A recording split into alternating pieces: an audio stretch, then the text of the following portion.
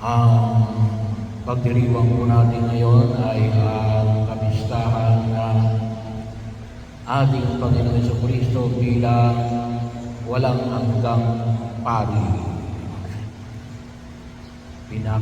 Walang hanggang pinakamataas na pari. Eternal High Priest. Pagkapahalaga sa pagkapari sa ayon kay Melchizedek. Bahagi o ng tungkulin, pinahalagaan din po, no? Kasi yung isa sa mga pagkilos natin bilang mga binyagan, sabi natin ay nakikisa tayo kay Kristo bilang pari, ari, at propeta. So yung binibigyan ngayon ng diin ay yung kahalagahan ng pagkapari. Ano ba yung tungkulin ng pagiging pari sa ayon sa pagkapari ni Melchizedek ay, well, sabi nga ay tagapamagitan ng Diyos at ng tao. Bahagi yun. At ang tungkulin nito ay ang maghandog na panalangin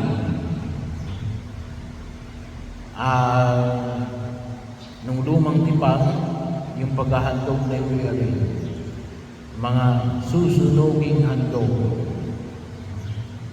Mga susunuging handog. Bahagi yun bilang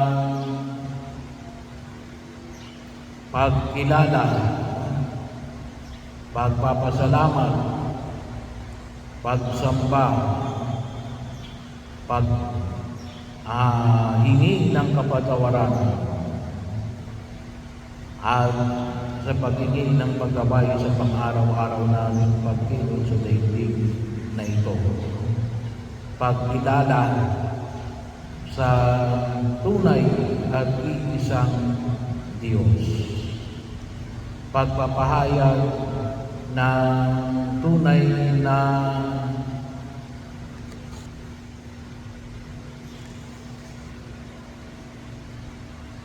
pagtugon sa panawagan ng Diyos. Hindi lang po para sa kapatawaran ng kasalanan, ngunit yung tinatawag natin bahagi ko ng panalangin, yung tinatawag natin acts. So, adoration, contrition, thanksgiving, supplication. Bahagi ko yun. Pero ito yung gumaganap ng tagapamagitan ng Diyos at ng tao. Bahagi rin na kung saan ay ang lalong-lalo na yung pinakita ni Jesus yung paghahandog ng kanyang sarili. Sa lumang tipan, ang inihahandog ay ang mga susunuging handog, mga hayop, mga yung inarbes sa pagsasaka, yung mga pinagpagura ng tao sa harapan ng Diyos. Yun ang inihahandog natin. Kaya kapag tayo nag-aalay, ang inihahandog natin ay alak at tinapay.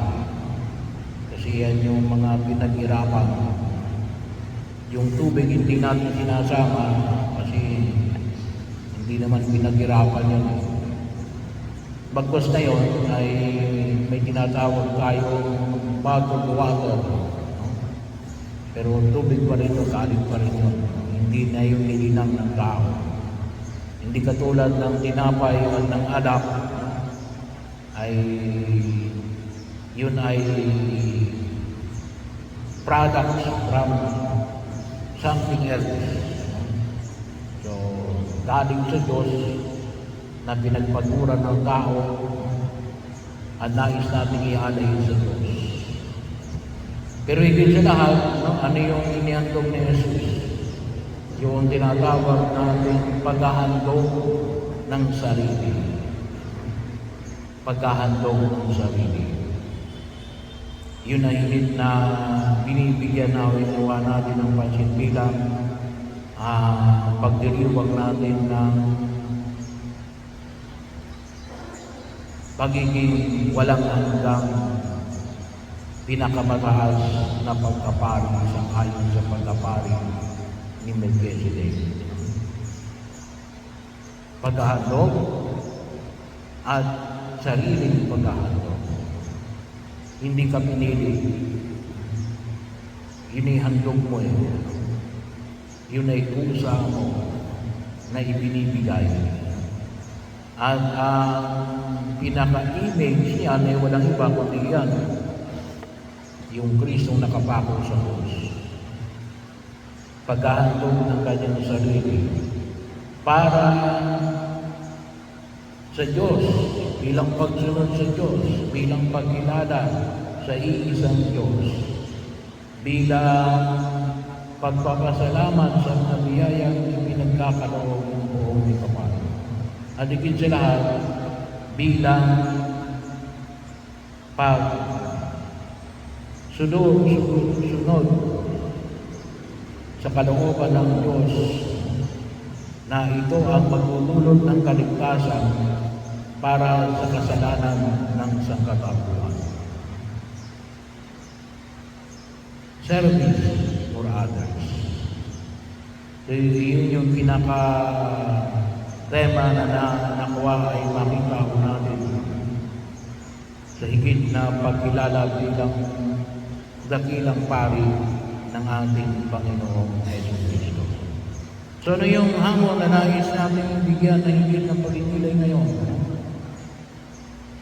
Pagkakataon na kung saan ay makita natin bilang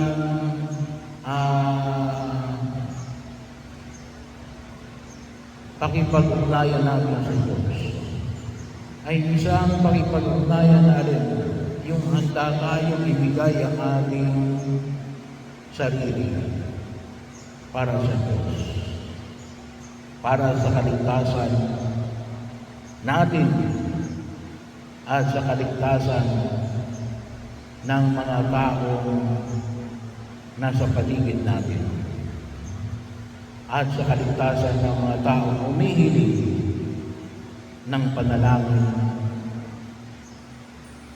mula sa atin para sa Diyos. At bahagi nito, bagamat sabi nga natin, ay yung pagdiriwang natin ng huling hapunan. Yung huling hapunan na yun ay yung pagtatalaga ng orden ng pagkapari. Yun ay para maipahayag. Ngayon, pinibigyan ng pagkilala ngayon na yun si Jesus bilang dakila at pinakamataas na pari. Nanawa, yun ang magiging halimbawa natin lahat, lalong-lalo na sa paghahandog ng sarili para sa pagdudulot ng kaligtasan. Kaya, ano mo nang mahalaga rito? Una, dapat alam mo kung ano yung pinagagawa sa inyong Ama. Kasi kuminsan ay bagamat sariling paghahandog, hindi basta sariling paghahandog without relation to God. Pwedeng sabihin mo, ito'y handog ko sa Diyos, pero wala namang relasyon sa Diyos. Ibig sabihin, ito lang yung gusto ko na ihandog. Hindi, dapat, kaya mo inihandog ito ay yung kagustuhan ng Diyos. Dito nagtatalo kung alin yung gusto mo at yung gusto ng Diyos. Pwede ka nga magandog, pero baka yung inihandog mo ay ikaw lang ang may gusto. Hindi naman yun ang gusto ng Diyos. At kuminsan, yun ang medyo mahirap tingnan. Ito pang paghahandog ko ay gusto ng Diyos o ako lang ang may gusto. So, kailangan natin, yun ay makikita natin yan kapag talagang tayo nagdarasal. Siguradong ipaalam ng Diyos sa atin kung ano yung kanyang gusto. At ipaalam din niya kung yung ating inihandog ay hindi niya gusto. Pero sabi na natin ay it is an exercise in utility. No? Kapag ang inihandog natin ay hindi pala yun ang gusto ng Diyos. Bakit? Maglalabas lamang natin, pinipilit natin yung gusto natin. Bagamat sariling paghahandog ang ginagawa natin, yun ay sariling paghahandog sangayon sa kagustuhan ng Diyos. Sangayon sa kagustuhan ng Diyos. Hindi pwedeng iwalay sa kagustuhan ng Diyos. Kasi pwede mong magandog ka pero hindi naman yun sa tingin ng Diyos ang kailangan niya. Maaring yung paghahandog mo, pwedeng kailangan mo, pwedeng kailangan din ng mga tao sa paligid mo. Pero ang tanong ay yun bagay yung ginagagawa sa iyo ng Diyos. Bahagi o yun, na napakahalaga ng higit na pagninilay at pagkaunawa sa tinatawag nating kagustuhan ng Diyos. Pagkakataon na kung saan ay makikita natin. At the same time, nakabalance din yung sa atin. Ito ay nakapagtilitas sa iyo at sa kapwa. Pagkakataon. Kaya nga, yung tinatawag namin pinakamataas at dakilang pari ay maging maliwanag natin may koneksyon tayo sa Diyos.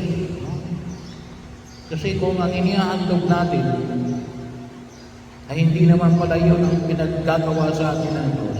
Anong ibig sabihin nun? Wrong connection. Wrong number ka. Hindi ang Diyos ang natawagan mo. Hindi ang Diyos ang nakausap mo. Kasi mali yung ginagawa mo sa gustong ipagawa sa iyo. Kaya napakahalaga ng pagkilos. Kaya ano yung pagiging sumatotal ng ating pagkilos? Maging bahagi natin, maging maliwanag sa atin natin. Yung inihahandog natin ay tunay na ito yung ipinagagawa sa atin ng Diyos. Maliwanag sa atin.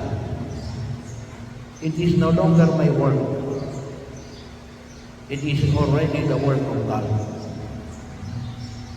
Ako lang ang bahagi na kumikilos. Pero ito ay ang ginagawa ko ay pagtugon dahil ito ay maliwanag na pagkilos ng Diyos. Hindi ko na ito pagkilos. Kaya wala yung pangalan mo dyan. Wala yung pangalan mo dyan. Kaya pagkakataon na kung saan ay kalimitan, sinasabi ko na medyo bawasan natin na gusto palagi natin lahat nakalagay yung pangalan natin. Ba't mo ilalagay mo yung pangalan mo dyan? Hindi naman yan pagkilos mo. Kayo nung pagkilos yan. Pagkilos yan ng Diyos. Ba't kinakailangan mo ilagay yung pangalan mo? Bahagi mo yun. Kung yun ay talagang pagkilos ng Diyos, pwedeng wala din ang pangalan mo. Bahagi mo yun ng pagkilos. Bakit? Pagkilos ito na binibigyan mo ng pagpapahalaga para sa Diyos. Kasi pag nilagay mo ang pangalan dyan, yun ang tinatawag natin na may conflict of interest. Para kanino yan? Para sa Diyos. Para pala sa Diyos Ba't nandiyan ang pangalan mo? Bahagi mo yun, ng pagkitos. Double na kayo yung purpose mo. Hindi na para sa Diyos. May tainted na. No? Tainted na. Maaring sa ibang dahilan. Ba't mo ginagawa yun? Mas malaki pa yung pangalan mo eh. No? Wala nga yun ang pangalan ng Diyos. So bahagi mo yun. No? Na kung saan ay makita po natin. Kaya idulog natin sa harapan ng Panginoon kapala na katulad na Jesus. Nawa, ang may handog natin ito, talagang ang paghahandog bilang pagsunod sa kalooban ng Diyos. Kasi pwede yung ibang tao, pwede maghandog, pero ito yung gusto ko. Gustuhin man nyo, hindi. Baliktad. Pag sinabi natin, paghahandog, tulad ng paghahandog ng isang pala, ito yung gusto ng Diyos. At bahagi na sana, kapag ito yung ginusto ng Diyos, gustuhin din natin. At maliwanag natin, pagkilos ng Diyos sa pamamagitan natin.